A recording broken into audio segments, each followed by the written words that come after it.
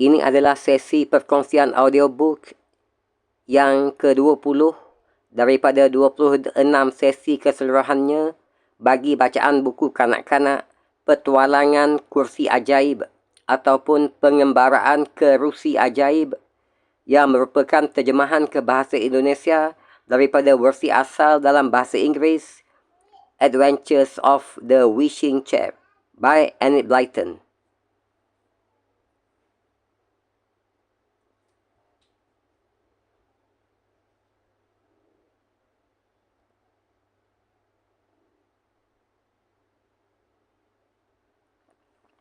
Petualangan Kursi Ajaib oleh Enid Blyton, ilustrasi oleh Georgina Hargreaves.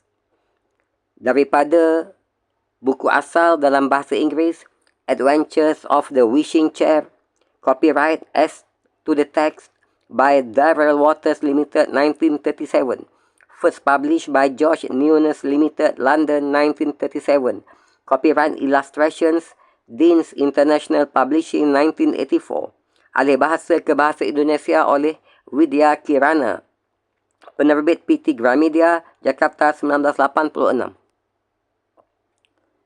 Petualangan pertama, toko barang antik yang aneh. Petualangan kedua, Istana Raksasa. Petualangan ketiga, orang-orang kerdil yang jahil. Petualangan keempat, Ho-Ho si tukang sihir. Petualangan kelima, Cinki hilang. Petualangan keenam, Negeri Mimpi. Petualangan ketujuh, Kursi menghilang.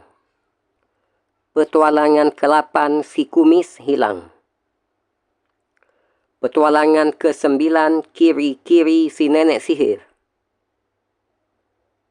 Petualangan ke-10, Pulau Gaib. Petualangan ke-11, Pesta Tukang Sulap. Petualangan ke-12, Kursi Ajaib Bertingkah.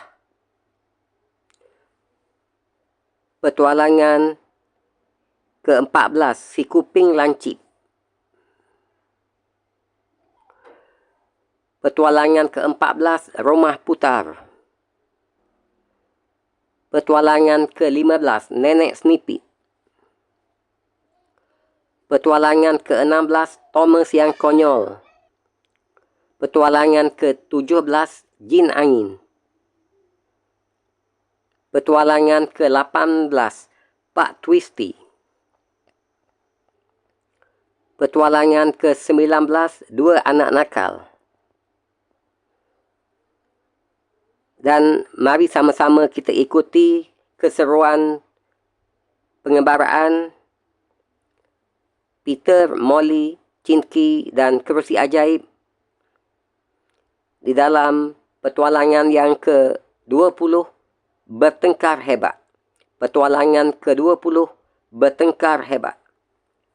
Sudah beberapa hari ini hujan turun tidak berhenti. Ini sungguh menjengkelkan. Apalagi sekarang sebenarnya musim panas. Anak-anak bosan main di rumah atau di gudang. Mereka sudah main kartu, main catur, main domino, main ular dan tangga. Dan banyak lagi. Sekarang mereka ingin bermain-main di luar, tapi tak bisa. Jadi mereka kesal dan mulai mengomel. Jangan merengut, Peter, kata Molly. Kamu kayak monyet kehilangan ekor. Kamu seperti jerapah berleher bengkak, balas Peter. Jangan ngawur, bentak Molly. Kamu yang mulai, sahut Peter. Bukan, jerit Molly kesal. Kamu, bentak Peter, tak mau kalah. Hei, jangan bertengkar, potong Cinki. Aku tak suka kalian bertengkar. Kalian memang tolol. Jangan ikut campur, kata Peter marah. Kamu banyak ngomong, Cinki. Ya, memang. Ingat, kuping kita dua dan mulut kita cuma satu. Jadi bicaralah separuh dari yang kamu dengar, kata Molly. Kamu sendiri yang ngomong ngawur, potong Cinki. Anak perempuan bawel. Tidak, jerit Molly. Berani benar kamu bilang begitu. Kalian mengomel terus hari ini, kata Chinky. Tolol, bawel, ngomel. Nah, kalau kau fikir kami ini bawel, pergi saja dari sini. Nyah, nyah, balas Molly cepat. Kami tidak membutuhkan kamu. Baik, saya akan pergi, kata Chinky menantang. Dan anak-anak terkejut waktu Chinky benar-benar keluar. Kau lihat sendiri, Molly, kata Peter. Kamu mengusirnya. Dia pasti tak mahu lagi berkawan dengan kita. Dia lari ke pintu. Chinky, hai, Chinky, kembali. Tak ada jawapan. Chinky telah pergi. Tak ada lagi di kebun. Kupikir kau benar-benar bawel dan tolol, kata Peter pada Molly. Keterlaluan, kamu mengusir Chinky. Aku tak sengaja, kata Molly sambil menangis. Dia juga ngotot sih. Aku juga, kamu juga. Kita semua sedang kesal sih.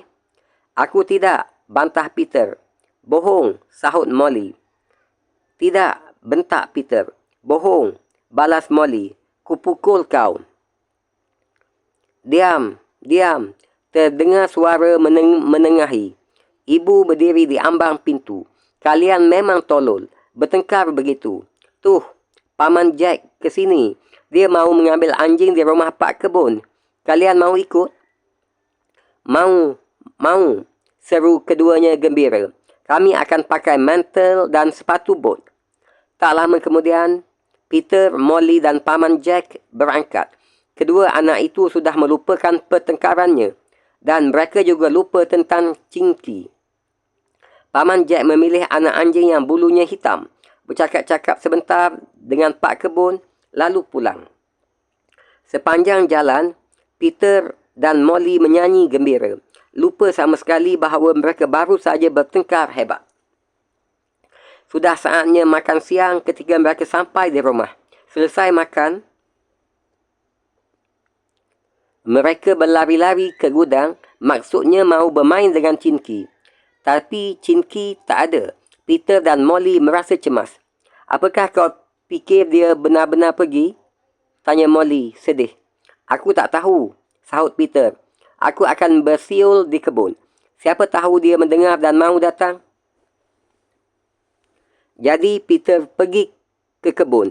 Dia menyiulkan lagu yang diajarkan Chinky, tapi Chinky tetap tak muncul. Celaka. Kalau dia benar-benar pergi, tangis Molly. Seandainya tadi aku tidak mengusirnya, padahal aku tidak bersungguh-sungguh. Aku tak mahu pergi naik kursi ajaib tanpa Chinky, kata Peter. Peter, dia benar-benar tak mahu kembali, bisik Molly cemas. Aku tak akan heran, kata Peter. Anak kerdil memang aneh. Mereka tidak seperti kita. Anak-anak pasti akan sedih kalau saja sesuatu tidak terjadi. Sesuatu yang mengalihkan perhatian mereka. Kursi mulai bergerak. Lihat, teriak Molly. Kursi bersayap lagi. Kita naik yuk, Peter. Aku tak suka pergi tanpa Chinky, jawab Peter sedih. Tapi Peter, aku ada akal, kata Molly. Dengar, kita akan menyuruh si kursi ajaib membawa kita ke rumah Chinky. Dia pasti pulang ke rumahnya. Nanti kita akan bisa minta maaf padanya. Bagus, kata Peter segera. Yuk, Molly, cepat. Kedua anak itu cepat-cepat duduk di kursi. Sayap-sayapnya mengepak tak sabar. Ingin segera terbang. Ke rumah Chinky, perintah Peter. Kursi melesat keluar, membumbung, melampaui pohon-pohon dan terbang di bawah awan. Pemandangan sungguh indah. Peter dan Molly berharap Chinky duduk di sandaran kursi seperti biasa. Di mana ya rumah Chinky? Kata Peter. Dia belum pernah mengatakannya. Kita akan segera tahu, jawab Molly. Kursi terus melaju.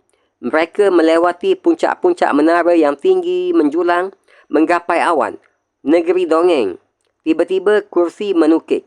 Lalu mendarat di sebuah desa yang rumah-rumahnya berbentuk aneh. Bengkok-bengkok, benjol-benjol. Dinding dan tamannya penuh bunga-bunga aneka warna. Kursi berhenti di depan sebuah rumah. Anak-anak itu meloncat turun. mereka mengetuk pintu rumah yang bercat merah. Chin-Ki pasti terkejut melihat kita, kata Molly. Pintu terbuka. Seorang wanita kerdil berwajah ramah dan bermata biru cemerlang menyapa mereka. Mencari siapa? Tanyanya. Oh, kata Molly. Kami kira ini rumah Chin-Ki. Memang. Ya, kata wanita itu. Aku ibunya. Masuklah. Mereka menuju ke dapur yang bersih dan rapi. Ibu Chin-Ki menyuguhkan kuih jahe dan lemon.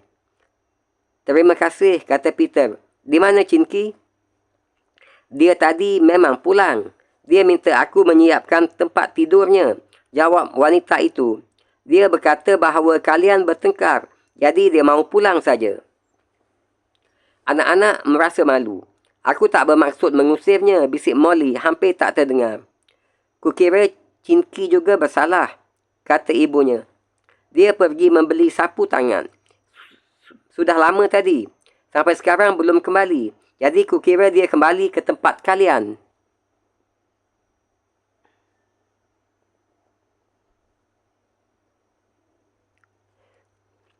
Tidak, dia tidak kembali ke sana, kata Peter. Jangan-jangan ada apa-apa. Bolehkah kami menunggu di sini? Mereka menunggu. Tapi Chin-Ki tak juga pulang. Kemudian datang seorang kerdil yang gemuk, menerobos masuk ke dapur dan berkata dengan terengah-engah. Bu Twinkle, Chin-Ki dalam bahaya. Apa? Teriak mereka panik. Dia memang membeli sapu tangan merah. Waktu pulang, waktu lewat padang rumput, tiba-tiba seekor burung raksasa berwarna kuning menyambarnya. Dia dibawa pergi, cerita si gemuk sambil menangis. Aduh, anakku, tangis Bu Twinkle. Aku tahu, burung itu milik si Deru Guntur. Dia selalu menyuruh burung itu menangkap seseorang jika ia perlu bantuan. Kasihan Chin-Ki. Jangan menangis, Bu Twinkle, kata Peter menghibur sambil menepuk-nepuk bahu Bu Twinkle. Kami akan pergi mencari Chin-Ki. Ya, kursi ajaib pasti tahu di mana Chin-Ki ditawan. Ya, jangan sedih, Bu Twinkle. Ini semua gara-gara aku tak tahu diri. Kami bertengkar hebat dan aku mengusir Chin-Ki, kata Molly penuh penyesalan. Aku sedih sekali, nak. Isak Ibu Twinkle. Kami mengerti, Bu, tapi percayalah, kami akan berusaha menolong Chin-Ki. Kami akan membawa Chin-Ki pulang dengan selamat, ya, kata Peter lagi. Nah, aku percaya. Kalian anak baik. Chin-Ki suka berteman dengan kalian. Berangkatlah segera, kata Bu Twinkle. Matanya sudah bercahaya kembali. Ayo, Molly, kita berangkat. Ada gunanya juga kita mencari Chin-Ki kemari, ajak Peter. Peter dan Molly duduk di kursi. Disuruhnya kursi ajaib pergi ke tempat Chin-Ki ditawan. Petualangan lagi, kata Molly. Mudah-mudahan semua berakhir dengan baik.